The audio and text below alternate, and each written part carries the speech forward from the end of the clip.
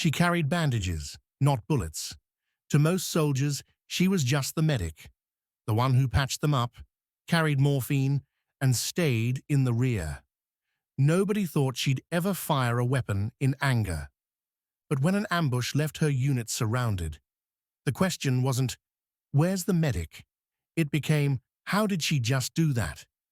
This is the untold story of Corporal Elena Torres, the combat medic everyone overlooked, until she became the last line of defense.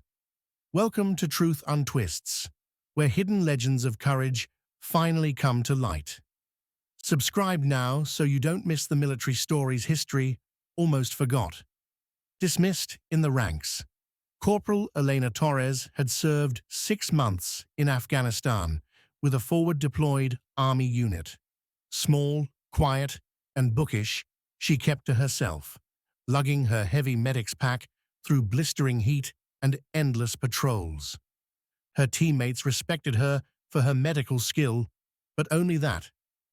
"You're our guardian angel," they'd joke, "but keep the rifle safe on your shoulder. Leave the fighting to us."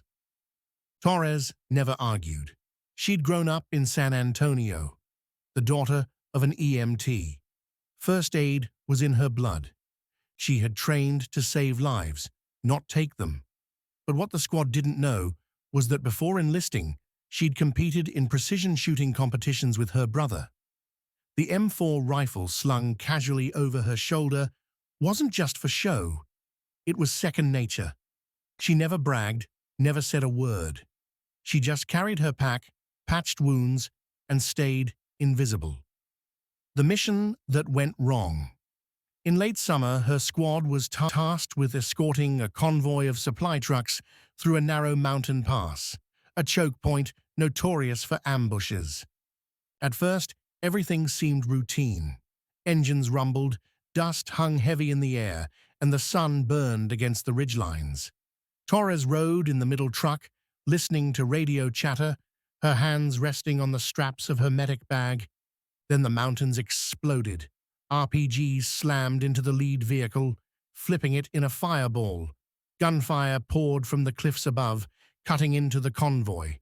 Radios crackled with chaos. "We're pinned." Multiple casualties. The squad scrambled for cover, but the ambush was perfect. Dozens of insurgents rained fire from fortified positions, choking the pass with bullets and smoke. Torres rushed forward immediately, dragging a bleeding soldier behind a wheel well, working through blood and dust as bullets sparked off metal inches away. She stabilized one, then another, her hands moving with calm precision, even as chaos erupted around her. But then came the order over the radio. "We're outnumbered.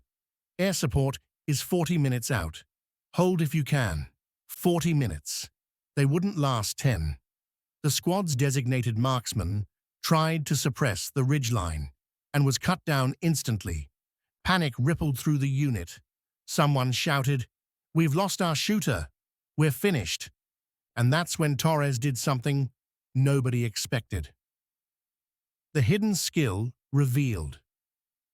She set down her medic's pack, picked up the fallen rifle, and crawled onto a shattered boulder. Her squad leader shouted, "Torres, get back. That's not your job." She ignored him. Breathing slow, just as her brother had taught her years before, she sighted in. One shot cracked. An enemy fighter on the ridgeline dropped. Another shot. Another target down. The squad froze. The medic, their quiet, overlooked medic, was firing with precision that none of them had ever seen. She worked methodically, shifting positions, eliminating threats with calm efficiency. The volume of enemy fire faltered. For the first time in minutes, the squad could breathe. For nearly half an hour, Torres fought 2 battles at once. She crawled between wounded soldiers, applying tourniquets, keeping them alive, then slid back to her firing position to hold back the attackers. Her teammates watched in stunned disbelief. Every time an insurgent tried to flank, Her rifle spoke first. Every time they regrouped, she broke them apart. Her calm voice cut through the chaos. Reloading. Cover the left. You, pressure on that wound.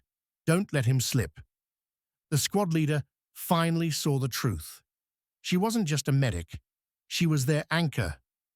As ammunition ran low, the enemy gathered for one last charge, shouting as they surged down the slope. The squad braced for impact, but Torres was already there. She stood tall from behind cover, firing controlled bursts that broke the charge before it ever reached the convoy. When the last echoes faded, silence hung heavy in the pass. Bodies littered the ridges. The squad was battered, bleeding, but alive. And all because the medic they had dismissed had refused to stay in the background. When helicopters finally roared overhead and reinforcements poured in, the squad reported what had happened. At first, officers didn't believe it. A medic? Holding the line like a trained sniper. But the survivors insisted. One by one, they pointed at Torres. That night, the squad leader approached her as she cleaned her rifle in silence. For once, his voice carried no doubt. "We'll never forget today," he said simply. Then, in front of the entire platoon, he offered her a salute. Corporal Elena Torres never sought recognition. She returned to carrying her pack, saving lives, and staying quiet. But among the men of her squad, the jokes stopped. Respect replaced every doubt. And long after the war, they told the story of the medic who fought like a sniper, who saved not just their lives, but their belief that heroes can come from anywhere. Corporal Torres' story proves that the people we overlook are often the ones who rise when it matters most. She was just the medic until the day she became their last line of defense. If this story inspired you, share it with someone who's ever been underestimated. And don't forget to subscribe to Truth Untwists for more untold military stories, where ordinary soldiers reveal extraordinary courage when the world least expects it. Because sometimes the quietest hands save the loudest way.